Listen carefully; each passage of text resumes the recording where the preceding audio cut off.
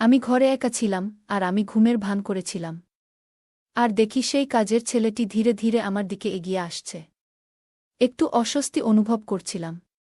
কাজের ছেলে এসে আমার কাছেই দাঁড়িয়ে গেল। আমার মনের ভেতর এক ধরনের ভয় আর কৌতূহল কাজ করছিল। কিন্তু তার পরবর্তী আচরণ আমাকে বিস্মিত করল। সে হঠাৎ আমার কাঁধে আলতো করে হাত রাখল। সে মুহূর্তে আমি কিছুটা অবাক হয়ে গেলাম। কিছুক্ষণ স্থির হয়ে রইলাম, কথা বলার জন্য ঠিক কী বলব তা বুঝতে পারছিলাম না। তারপর সে, আমার নাম পূজা।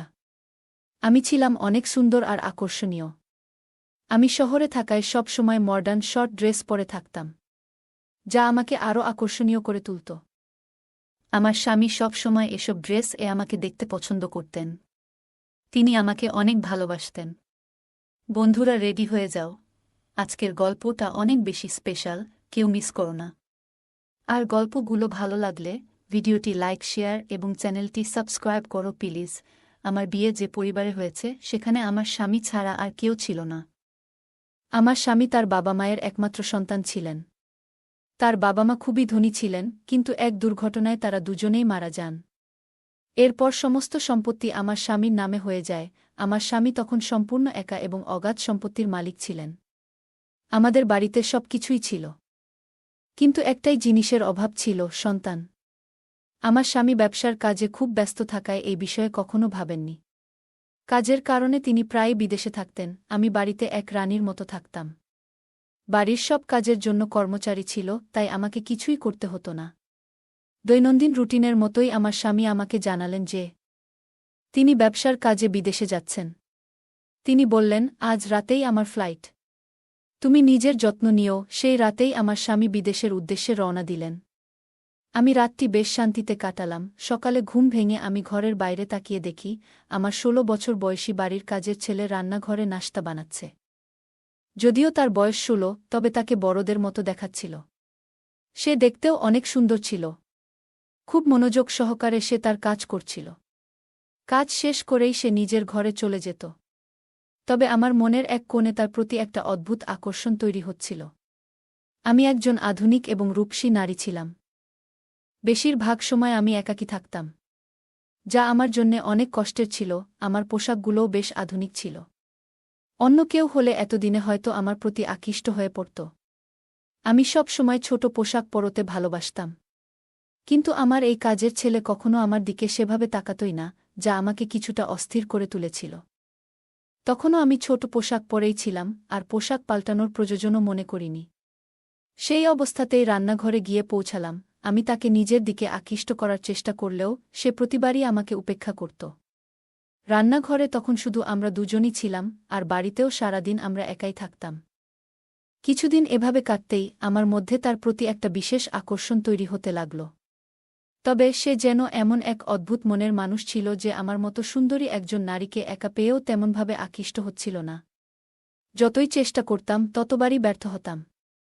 আজও আমি ইচ্ছা করে বিশেষ ধরনের পোশাক পরে তার সামনে এলাম এবং বললাম, আমার জন্য নাশতা তৈরি করে দাও তো, একটু তাড়াতাড়ি। সে একবার তাকিয়ে চোখ নামিয়ে নিল এবং বলল, আমি আপনাকেই নাশতা বানিয়ে দিচ্ছি, ম্যাডাম।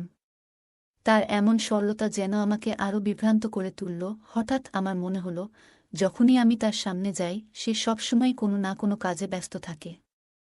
তাই সে হয়তো চোখ এড়িয়ে যায়। মনে হল তাকে ফাঁকা সময়ের সামনে পাওয়া দরকার। মাথায় একটু চিন্তা এলো। একদিন তাকে বললাম, আজ আমার শরীরটা ভালো লাগছে না, তাই নাশতা আমার ঘরে নিয়ে এসো।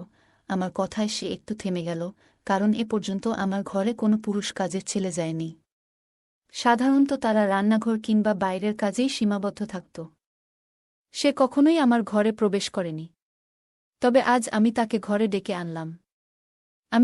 আমি ভাবছিলাম, সে তো একজন পুরুষ, যতই উপেক্ষা করুক আমার মতো আকর্ষণীয় একজন নারীকে এড়াতে পারবে না। ঘরে গিয়ে আমি একদম স্বাভাবিকভাবে বসে রইলাম। কিছুক্ষণ পর সে দরজায় নক করল। আমি তাকে ভেতরে আসতে বললাম। সে একটু দ্বিধাগ্রস্ত হয়ে ঢুকল এবং খাবারটি রেখে চলে যাচ্ছিল। তখনই আমি তাকে থামিয়ে দিলাম। আমি তাকে বললাম, তুমি একা একা রান্নাঘরে এত কাজ করো, নিশ্চয়ই ক্লান্ত হয়ে পড়ো। তোমার সাহায্যের জন্য যদি আর কেউ দরকার হয় তবে আমাকে বলো। কথা বলার একটা অজুহাত খুঁজছিলাম, যেন সে আমার দিকে কিছুটা আকৃষ্ট হয়। কিন্তু সে মাথা নিচু করে দাঁড়িয়ে থেকে বলল, না ম্যাডাম, আমার কোনো সমস্যা নেই। আগে বড় এক পরিবারে কাজ করেছি, যেখানে অনেকের জন্য খাবার বানাতে হতো। এখানে তো দুইজনের জন্যই করতে হয়, তাই আমার জন্য কাজ সহজ। এরপর আমি বললাম, একটা বিষয় আমাকে খুব ভাবায়। তুমি কি আমার একান্ত কথা শুনবে? সে কিছুটা বিস্মিত হয়ে আমার দিকে তাকাল। আমি বললাম, আমার স্বামী আমাকে সবসময় স্বাধীনতা দিয়েছেন, কিন্তু এই স্বাধীনতার অর্থ এতটা স্বাধীন ভাবিনি যে আমাকে বাড়ির যুবক কাজের লোকদের মাঝে একা রেখে তিনি চলে যাবেন। আমি বললাম, আমার স্বামী তোমার উপর এত বিশ্বাস করেন কেন? তোমার মধ্যে এমন কি আছে? আমার প্রশ্ন শুনে সে কিছুক্ষণ চুপ থাকল। তারপর বলল, এটা তো আপনার স্বামীই বলতে পারবেন। আমার কাজ এই বাড়ির দায়িত্ব পালন করা, আর সেটা আমি যথাযথভাবে করছি। যদি কোনো অভিযোগ থাকে তাহলে আপনি তাকে জানাতে পারেন। সে চলে যাওয়ার চেষ্টা করছিল, তখনই আমি বললাম, আমার তোমার উপর বেশ কিছু অভিযোগ আছে। আমার কথায় সে একটু অস্থির হয়ে গেল, কারণ আমার সুরে কিছুটা কড়া ভাব ছিল। সে ভেবেছিল আমি হয়তো তার কাজ নিয়ে অসন্তুষ্ট, আসলে আমার মনোভাব অন্যরকম ছিল। সে চিন্তিত হয়ে বলল, আপনার কি অভিযোগ আছে আমার বিরুদ্ধে? আমি তো সবসময় চেষ্টা করি যাতে আপনাকে কোনো অসুবিধা না হয়। আমি বললাম, এই বাড়িতে রাতে একা থাকলে আমার একটু ভয় লাগে। আমি চাই আমার সঙ্গে একটি সাহায্যকারী থাকুক, কারণ বাড়ির সবাই কাজ শেষে কোয়ার্টারে চলে যায়। আমার কথা শুনে সে কিছুটা বিস্মিত হল। আমি ইচ্ছা করেই তাকে কিছুক্ষণ আমার ঘরে রাখতে চেয়েছিলাম, মনে মনে নিশ্চিত ছিলাম যে সে আমার দিকে বেশিক্ষণ তাকিয়ে থাকতে পারবে না। আমার সামনে খাবার ছিল, তবে তখন আমার মন সেই নতুন কাজের ছেলেটির দিকে চলে গিয়েছিল, যার বয়স মাত্র 16। আমাদের কথোপকথন চলছিল এবং হঠাৎ খেয়াল করলাম, তার দিকে তাকিয়ে থাকতে থাকতে আমার দৃষ্টি একসময় তার দিকে নেমে এলো। আমি একটু থমকে গেলাম। আমার এমনভাবে তাকানো দেখে ছেলেটি একটু অস্বস্তিতে পড়ল এবং কৌতূহলী চোখে তাকিয়ে বলল, ম্যাডাম, এসব বিষয়ে আপনার স্বামীর সঙ্গে শেয়ার করুন। এরপর সে দ্রুত ঘর থেকে বেরিয়ে গেল, আর আমি চুপচাপ বসে ভাবতে লাগলাম, যাকে এতদিন শুধু কাজের ছেলে ভেবেছিলাম, সে যেন সম্পূর্ণ আলাদা এক ব্যক্তিত্ব। এই চিন্তা আমার মাথায় ঘুরতেই থাকল। এরপর আমি নীরবে তাকে লক্ষ্য করতে শুরু করলাম। পরদিনও আমি তাকে আমার ঘরে আসতে বলার চেষ্টা করলাম, কিন্তু সে সোজাসাপটা বলে দিল, আমি বাজারে যাচ্ছি, তাই নাশতা বাইরে করে নিন। তার কথায় আমি অবাক হয়ে গেলাম। কেন যেন তাকে নিয়ে আর কোনো আদেশ দিতে পারছিলাম না। মাঝে মাঝে সে আমাকে লুকিয়ে দেখত। একদিন দুপুরে ঘুম থেকে উঠে মনে হল, তার জীবনটা কেমন তা জানার ইচ্ছে হল। তাই আমি কোয়ার্টারের দিকে পা বাড়ালাম, কারণ সে কোয়ার্টারে থাকে। যেন দেখার চেষ্টা করি তার জীবনযাত্রা কেমন। জানতাম সে কোয়ার্টারেই থাকে। তাকে নিয়ে আমার কৌতূহল যেন দিন দিন বাড়ছিল। আমি তখন কোয়ার্টারের দিকে এগোচ্ছিলাম, হঠাৎ দেখলাম সে ধীরে দরজা বন্ধ করছে। আমি চুপচাপ দাঁড়িয়ে তার দিকে তাকিয়ে রইলাম। এরপর সে বাড়ির দিকে পা বাড়াল এবং সোজা আমার ঘরের দিকে হাঁটতে লাগল। সে আস্তে করে আমার ঘরের দরজা খুলল এবং ভেতরে ঢুকে গেল। আমার মন আতঙ্কে ভরে উঠল, কারণ সে নিশ্চয়ই বুঝে যাবে আমি ঘরে নেই। দ্রুত রান্নাঘরে গিয়ে লাইট জ্বালিয়ে পানির জগে পানি ভরতে লাগলাম। কিছুক্ষণ পরে সে আমাকে খুঁজতে খুঁজতে রান্নাঘরে চলে এলো। আমাকে দেখে বলল, আপনি এখানে? আপনাকে ঘরে না দেখে একটু চিন্তিত হয়ে পড়েছিলাম। আমি তাকে দেখে বললাম, তুমি কেন আমার ঘরে আমাকে খুঁজতে গিয়েছিলে? আমার প্রশ্নে সে হঠাৎ অপ্রস্তুত হয়ে গেল এবং গলা সামলে বলল, আসলে পানি নেওয়ার জন্যই গিয়েছিলাম। আজ জগে পানি রাখা ভুলে গিয়েছিলাম, তাই ভাবলাম একটা বোতল দিয়ে আসি। আমি তার দিকে তাকিয়ে রইলাম, কারণ আমি তো পানির জগটা আসলে শুধু একটা অজুহাত হিসেবে ব্যবহার করছিলাম। আমার ঘরে পানি আগে থেকেই ছিল। এরপর সে নীরবে নিজের কোয়ার্টারের দিকে ফিরে গেল। আর আমিও ঘরে ফিরে এসে দরজা বন্ধ করে চিন্তায় মগ্ন হয়ে রইলাম। এতদিন তাকে শুধু একজন কাজের ছেলের মতো দেখেছিলাম, যে সবসময় নিজের কাজ করত আর আমার সঙ্গে আমার চোখা এড়িয়ে চলত। একবার তো সে আমার ঘরে আসতে সরাসরি মানাও করে দিয়েছিল। তবে আজ হঠাৎ সে আমার ঘরে কেন এসেছিল? তার এই আচরণে আমি বিভ্রান্ত হয়ে পড়লাম এবং সারারাত এসব ভেবে কাটালাম। সে লিখিয়ে আমার ঘরে আসত আর আমি সেটা জানতামই না। পরদিন সকালেও এই বিষয়টি নিয়ে আমি চিন্তা ছিলাম। তাকে তখন সম্পূর্ণ অন্যরকম একজন মানুষ মনে হচ্ছিল। সে আজও আমার সামনে সেই একই শান্ত দৃষ্টিতে তাকিয়েছিল। এখন সে প্রায় আমার দিকে তাকিয়ে থাকে। সে মাথা নিচু করে নম্রভাবে কথা বলছিল এবং আমাকে খাবার দিয়ে আবার ঘরের কাজে মন দিল। রাত নামল, আর আমি সারারাত এপাশ-ওপাশ করেই কাটালাম। সিদ্ধান্ত নিয়েছিলাম, এবার যদি সে আমার ঘরে আসে, তাহলে আমি প্রশ্ন করব, তার আসল উদ্দেশ্য জানতে চাইব। আমার মনে হচ্ছিল, রাতে আমি ঘুমিয়ে পড়লে সে ঘরে ঢুকে কেন আসে। কিছুক্ষণ পরই দরজার কাছে পায়ের শব্দ পেলাম। সঙ্গে সঙ্গে আমি ঘুমের ভান করে পড়ে রইলাম। কিছুক্ষণ পর দরজা খুলে সে ঘরে ঢুকল। তার এভাবে ঘরে আসা আমাকে অস্বস্তিতে ফেলে দিল। সত্যি বলতে আমি খারাপ চরিত্রের কেউ নই। তবে তাকে নিয়ে এক অদ্ভুত আকর্ষণ অনুভব করছিলাম, তাই তার মনোযোগ পেতে চেষ্টা করছিলাম। কিন্তু কখনোই মনে করিনি সে আমার সম্মানহানি করবে বা আমার একাকিত্বের সুযোগ নেবে। আমি ঘরে একা ছিলাম, আর তাকে ধীরে ধীরে আমার বিছানার দিকে এগিয়ে আসতে দেখে আতঙ্কিত হয়ে পড়লাম। স্বামীর উপর হতাশা কাজ করছিল, কিভাবে সে আমাকে একা এখানে রেখে অচেনা লোকের উপর এতটা বিশ্বাস করতে পারল। কাজের ছেলেটি আমার বিছানার কাছে এসে থেমে গেল। আমার বুকটা আতঙ্কে ধকধক করতে লাগল, কিন্তু তার পরবর্তী আচরণ আমাকে অবাক করল। সে হঠাৎ আমাকে এমনভাবে স্পর্শ করল যে আমি কিছুটা বিস্মিত হয়ে পড়লাম। এক মুহূর্ত স্থির হয়ে থাকলাম, কোনো কথা বললাম না, আর কিছুক্ষণের মধ্যেই সে চলে গেল। পরের দিন মনটা যেন অদ্ভুত এক অনুভূতিতে ভরে ছিল, বারবার সেই ঘটনার কথা মনে পড়ছিল। কিছু সময় পর, যখন সে আমার কাছে খাবার নিয়ে এল, আমি নিজের ভাবনা গুছিয়ে নিলাম। তাকে দেখে আমার ভেতরে এক অজানা ভয় কাজ করল। আমার প্রতিক্রিয়া দেখে সেও কিছুটা থমকে গেল। আমি তাড়াতাড়ি বললাম, আমার এখন খিদে নেই, তুমি খাবার রেখে যাও, আমি পরে খাব। এটা বলে আমি তাড়াতাড়ি নিজের ঘরে চলে এলাম। এখন আর আগের মতো স্বাভাবিক থাকতে পারছিলাম না। তার আচরণ বারবার মনে পড়ছিল। পরের রাতেও সে একইভাবে আমার ঘরে এলো এবং আমার বিছানার কাছে এগিয়ে এলো। আমি ঘুমের ভান ধরে পড়ে রইলাম। যদিও মনে মনে তার সাথে প্রশ্ন করতে চাইছিলাম, কিন্তু আমার মধ্যে যেন সেই সাহসটা খুঁজে পাচ্ছিলাম না। প্রতিদিন একই ঘটনা ঘটতে থাকল, আর যখনই আমার স্বামী ফোন করত, আমি সব ঠিক আছে বলেই কাটিয়ে দিতাম। কিন্তু দিন দিন আমার অস্বস্তি বাড়তে লাগল। সে লুকিয়ে আসত আর আমার কাছে এসে চুপচাপ দাঁড়ায় থাকত এবং পরে চলে যেত। মনে হতো তার মধ্যে এক অদ্ভুত রহস্য লুকিয়ে আছে, যা আমি জানতাম না। এক রাতে সে আবার আমার ঘরে ঢুকল এবং সে চলে যাওয়ার পর আমি আস্তে করে উঠে তার পেছনে এগোলাম। লক্ষ্য করলাম সে বাড়ির বাইরে কোয়ার্টারে না গিয়ে গেটের দিকে এগোচ্ছে। এ দৃশ্য দেখে আমি একটু ভয় পেয়ে গেলাম। রাতের এ সময় সে কোথায় যাচ্ছে? আমি সারা রাত অপেক্ষায় কাটালাম, কিন্তু সে আর ফিরল না। তার এসব অদ্ভুত আচরণে আমার ঘুম উড়ে গেল। অপেক্ষা করতে করতে ভোর ৫টা নাগাদ দেখলাম সে ঘরে ঢুকছে। তার পরনে থাকা কাপড়ে লাল দাগ দেখা যাচ্ছিল, যেন খুব ক্লান্ত ছিল। দ্রুত কোয়ার্টারের দিকে যেতে শুরু করল, আর আমি অবাক হয়ে ভাবতে লাগলাম, সে সারা রাত কোথায় ছিল। তার এই রহস্যময় আচরণ আমার মনে ভীতি ও সন্দেহের সৃষ্টি করল। সে তো আমার কাছে কেবল একজন তরুণ চাকর, কিন্তু তার এমন অদ্ভুত আচরণে তাকে নিয়ে আতঙ্কিত হচ্ছিলাম।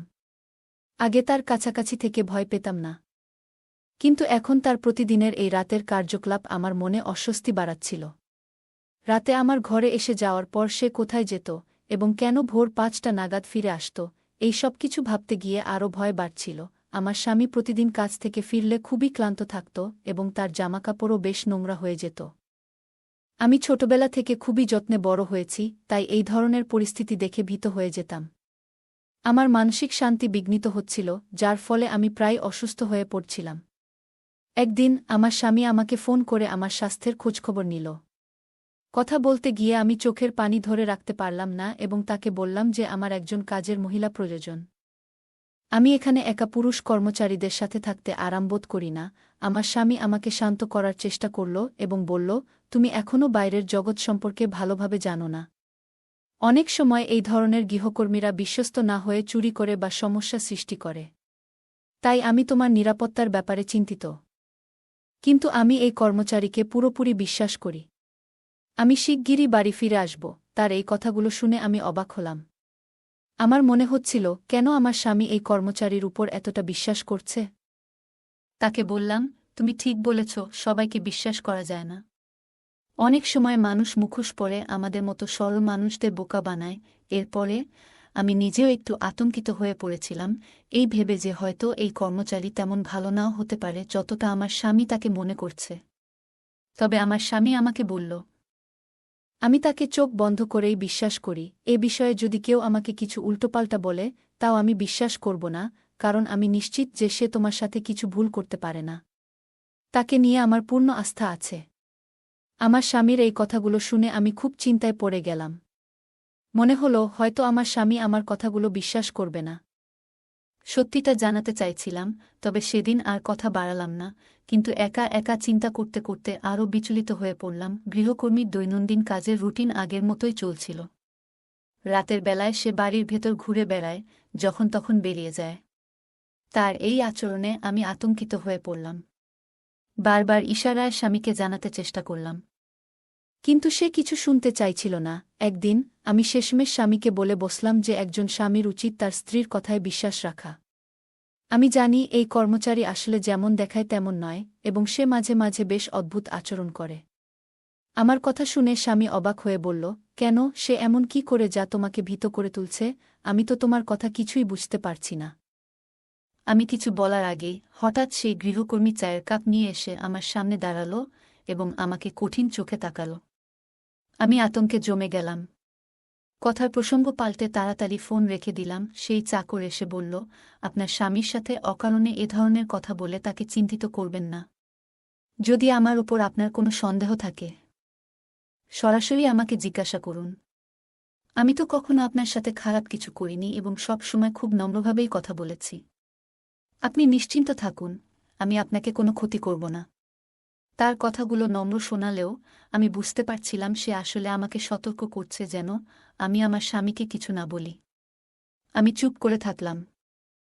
তার দৃষ্টি নিজের থেকে সরাতে বললাম, না, তোমার উপর সন্দেহ নেই, তবে একাকিত্ব ও ভয় আমায় কাবু করে ফেলছে। আমি একা থাকতে পারছি না, তাই চাইছি যেন একজন মহিলা সহকারী আমার সাথে থাকে। সে আমাকে এক ধরনের ভাবলেশহীন চোখে কিছুক্ষণ দেখে নিয়ে বলল, আপনি চিন্তা করবেন না। এখন থেকে আপনার আর ভয় লাগবে না। আমি নীরবে মাথা নাড়লাম, কিন্তু মনে মনে সিদ্ধান্ত নিলাম যে আমার স্বামীকে সব বলতেই হবে। এরপর থেকে গৃহকর্মী যেন আমাকে নজরে রাখার কাজ শুরু করল। আগে কাজ শেষ করেই কোয়ার্টারে চলে যেত, কিন্তু এখন সে সারাদিন বাড়ির আশেপাশে ঘোরাঘুরি করত এবং প্রায়ই আমার ঘরের দিকে উকি দিত। তার এই অদ্ভুত আচরণে আমি ভয় পেতে শুরু করলাম। আমার মনের অবস্থা ক্রমেই খারাপ হয়ে উঠছিল। অসহায়ত্ব যেন চরমে পৌঁছে গিয়েছিল। না পারছিলাম আমার স্বামীকে কিছু বলতে, না পারছিলাম এই গৃহকর্মীর থেকে মুক্তি পেতে। আমার মনে হচ্ছিল সে যেন আমাকে নিজের নিয়ন্ত্রণে নিয়ে ফেলেছে। ঠিক সেই সময় আমার স্বামী আমাকে জানালেন যে তিনি বাড়ি ফিরছেন। এই খবর শুনে আমার মুখে আনন্দের ছোঁয়া এলো।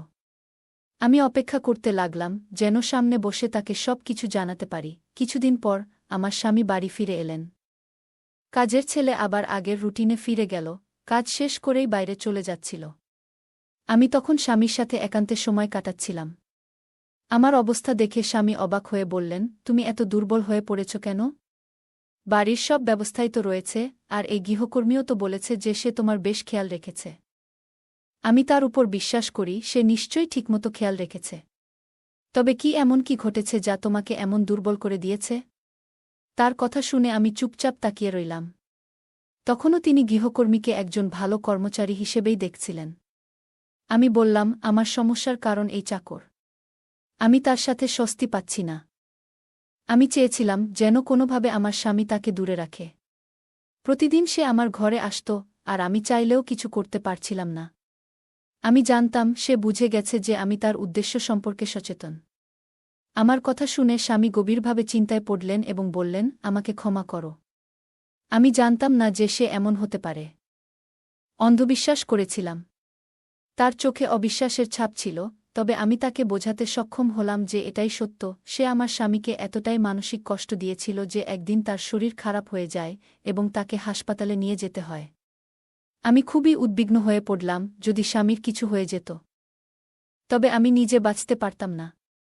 আমার স্বামীর জন্য চোখের পানি ফেলছিলাম, তখনই হঠাৎ সেই চাকর এসে বলল, আপনি কি এমন কিছু বলেছেন যা তার এ অবস্থার কারণ হয়েছে? আমি অবাক হয়ে বললাম, তিনি আমার স্বামী, আমি যখন ইচ্ছা তার সাথে কথা বলতে পারি। সে আমার কথা শুনে চলে গেল। 10 দিন পর আমার স্বামী সুস্থ হয়ে বাড়ি ফিরলেন। আমি চুপচাপ ছিলাম এবং তাকে বললাম, আমি আসলে কোনো গোপনীয় কিছু বলিনি। বাড়িতে কিছুই ঘটেনি, শুধু চাইছি তুমি আমার পাশে থাকো। আমি তাকে বোঝানোর চেষ্টা করলাম, কিন্তু তিনি বললেন, তুমি এভাবে কথার প্রসঙ্গ বদলাচ্ছ কেন? আমি নিশ্চয়ই সেই গৃহকর্মীকে জিজ্ঞেস করব এবং তাকে বাড়ি থেকে বের করে দেব। আমি বিশ্বাস করতে পারছি না, এতদিন তাকে ভরসা করে এসেছি, অথচ সে আমাদের এমনভাবে ঠকিয়েছে। স্বামীর কথায় আমি অস্বস্তিতে পড়লাম। তিনি মানসিক চাপে ছিলেন এবং দৃঢ় সিদ্ধান্ত নিয়েছিলেন গৃহকর্মীর সাথে কথা বলার। কিন্তু আমি ভীত ছিলাম, কারণ মনে হচ্ছিল, যদি আমার স্বামী গৃহকর্মীর সাথে কথা বলেন, তবে সে হয়তো তাকে আরও বিপদে ফেলবে। আমি ভেবেছিলাম আমার স্বামীকে গৃহকর্মীর কাছ থেকে বিপদে পড়তে দিই না। তাকে এ বিষয়ে বোঝানোর অনেক চেষ্টা করলাম, কিন্তু তিনি একবারও শুনলেন না। একদিন স্বামী আমাকে শপিংয়ে পাঠালেন, আর আমি চিন্তায় পড়ে গেলাম, এতক্ষণে তিনি হয়তো চাকরটির সাথে একাই কথা বলছেন। মনের অস্থিরতায় শপিং বাদ দিয়ে তৎক্ষণাৎ বাড়ি ফিরলাম। ঠিক যেমন ভাবছিলাম, স্বামীর ঘর থেকে তর্কাতর্কির আওয়াজ শোনা যাচ্ছিল। আমার স্বামী খুব রেগে গিয়ে গৃহকর্মীকে কিছু বলছিলেন। তার কথায় আমি হতবাক হয়ে গেলাম। আমার স্বামী বলছিলেন, আমি তো বলেছিলাম সেই তাবিজটা সতর্কতার সাথে আমার স্ত্রীর উপর থেকে সরিয়ে বাইরে গিয়ে মাটিতে পুঁতে রাখতে। আমি এটি সন্তান লাভের জন্য সংগ্রহ করেছি। আসলে সে অসুস্থ, আর তাই তাকে জানাতে চাইনি। গোপনে তোমাকে দিয়ে এই কাজটি করাতে চেয়েছিলাম, কিন্তু হয়তো সে কিছু সন্দেহ করেছে। এ কথা শুনে আমি কান্নাজড়িত অবস্থায় ঘরে ঢুকলাম। এতদিন ধরে স্বামী আমাকে বলেছিলেন যে তার নিজেরই শারীরিক অসুস্থতা আছে, তাই সন্তান হচ্ছে না। কিন্তু আসল সত্যি ছিল, অসুস্থ ছিলাম আমি। আমার অসুখ এমন যে চিকিৎসার পাশাপাশি বিশেষ পদ্ধতির দরকার। এজন্যই তিনি আমার অসুখের কথা গোপন রেখেছিলেন, যাতে আমি মানসিকভাবে ভেঙে না পড়ি। আমার স্বামী আমাকে অনেক ভালোবাসতেন, আমার স্বামী কখনোই আমাকে মানসিকভাবে ভেঙে পড়তে দেননি।